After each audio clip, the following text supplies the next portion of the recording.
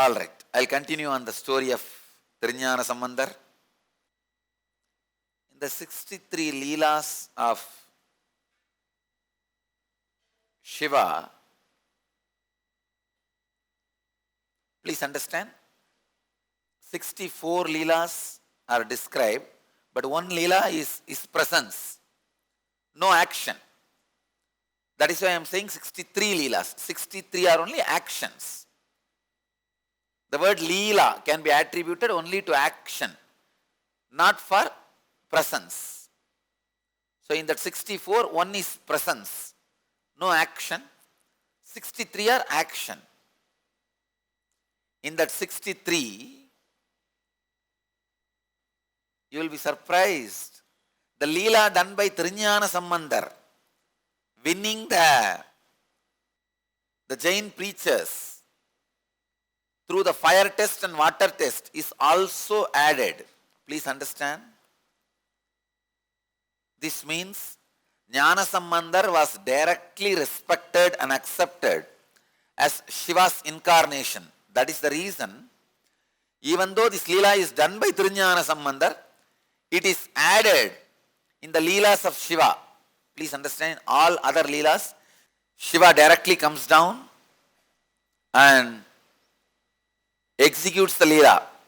Shiva assumes the human body and does the actions. But this one, winning the Jain monks and establishing the Saiva tradition, by the water test and fire test, it is done by Thiru JnanaSambhandar, but it is added in that 64 Leelas. Means even at that time, when he was living in the body, he was recognized, accepted, worshipped as directly Shiva's incarnation. Leelas done by Thirunavukarasar was never considered as Shiva Leelas. It is done by Thirunavukarasar through the grace of Shiva. Leelas done by Sundarar was never recorded as Shiva Leelas. It is Leelas done by Sundarar through Shiva. But Leelas of Thiru JnanaSambhandar directly recorded as Shiva Leela. So JnanaSambhandar was widely accepted, recognized, revered, worshipped, incarnation of Shiva himself, Mahadeva himself. No other branch of Shaivism, no other tradition in the Vedic religion talks about Shiva's Leelas.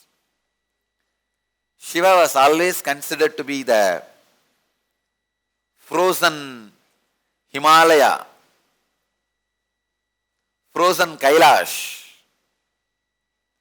Only Krishna was considered as flowing Yamuna, doing all Leelas, entering into the barren land, making it fertile, flowing through the valleys and hills, reaching the ocean. Leela means the pure consciousness entering into the matter, nature, Maya, Prakriti, and playing as it wants. It's like you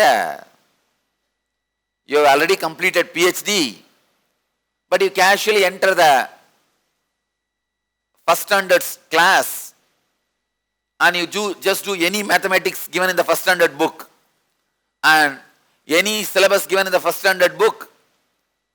You read everything, you master everything, you memorize everything, you show all your powers to the first standard students.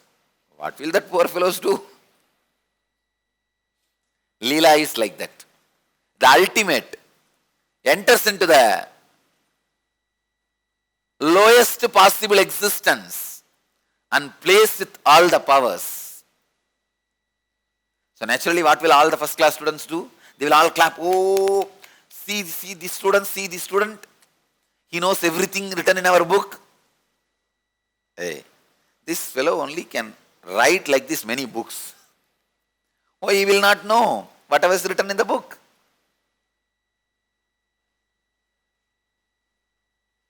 Leela is the extraordinary consciousness landing in the lowest possible existence and playing. It was always attributed to Vishnu. The Leela aspect was never attributed to Shiva. In Hindu tradition, it was always attributed to Vishnu. Only Vishnu takes 10 avatars, 10 incarnations, comes as Krishna, comes as Rama, comes as Narasimha, does all divine plays, Leelas. Never ever Leela was attributed to Shiva. Never ever the Shiva's Leelas were absorbed, experienced, described, other than the tradition of Madurai Adheenam, the Veda Neri. Only in the tradition of Madurai Adheenam, such beautiful visual, detailed, factual, historical presentations of Shiva Leela is described.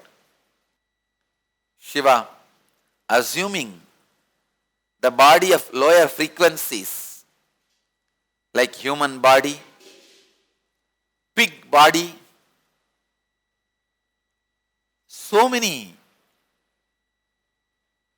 lower frequency bodies he assumes and expresses the superconsciousness and plays with these powers. I tell you, just reading that 64 Leelas, I wanted all the devotees and disciples all over the world to watch the Thiruvalayadal movie once more.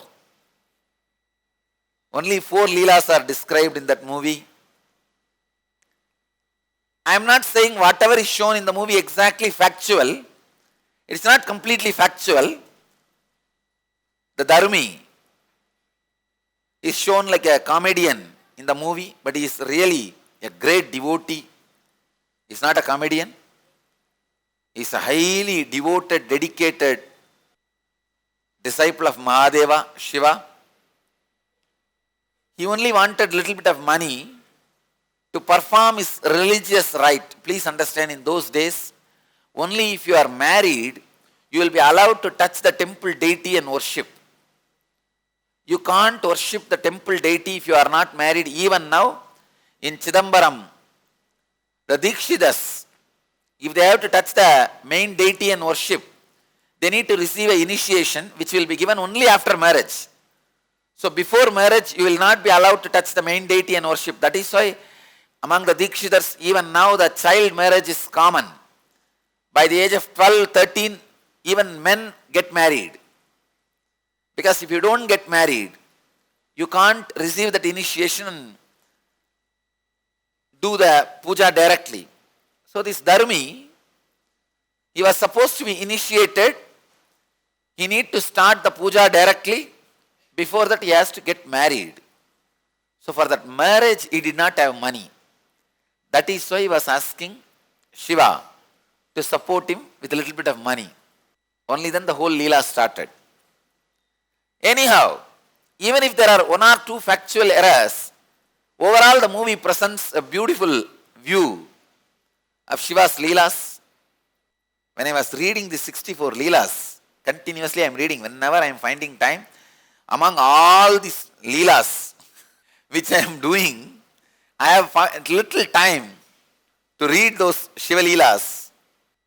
When I read those Leelas, oh God, I really feel even the Saraswati which is in my tongue cannot describe the grace of his Leela.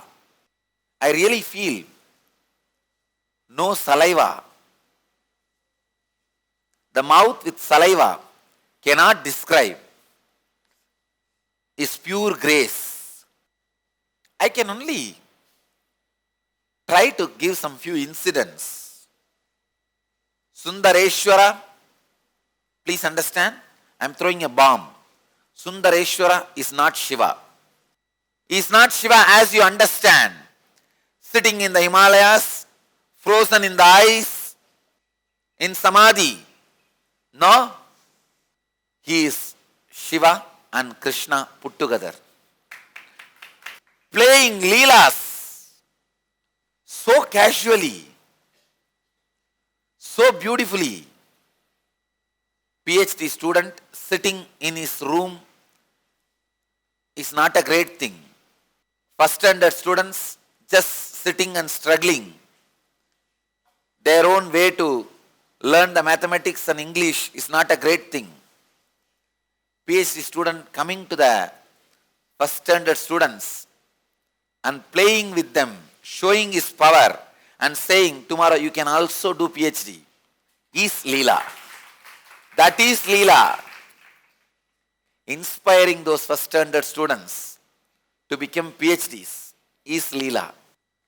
Sundareshwara is such a powerful being playing and expressing Leelas. Still I am not able to think which Leela to tell first, which one to leave. ஐயோ ஒன்னா ரெண்டா 64 எதை சொல்லுவேன் எதை விடுவேன். ஒன்னு வந்தா இன்னொன்னு தொண்டையில விக்குதே, இன்னொன்னு வந்தா தொண்டையில இன்னொன்னு சிக்குதே. What will I tell? 1 or 2? 64. If one comes to the throat, other one comes and stops, and that wants to come out first. But one thing I can be sure, he is still available continuously. Just like when Dharmi went and cried in the temple, Choka, he appeared and answered. Even now, if you go and cry in the temple, he is there, and I promise you, he assumes human body and relates with you, answers you, responds to you, raises you.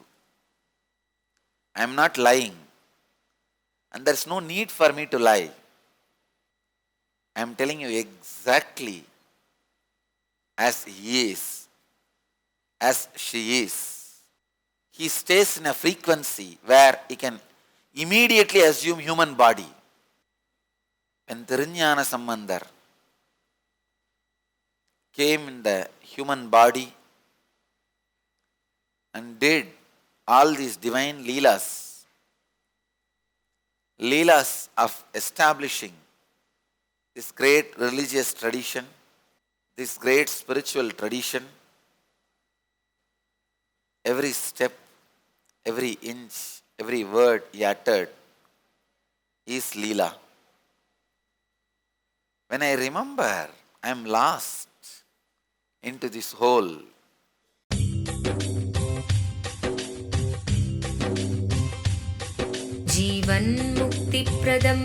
Paramahamsa Nithyananda, a rare living incarnation, is named among the world's 100 most spiritually influential personalities today.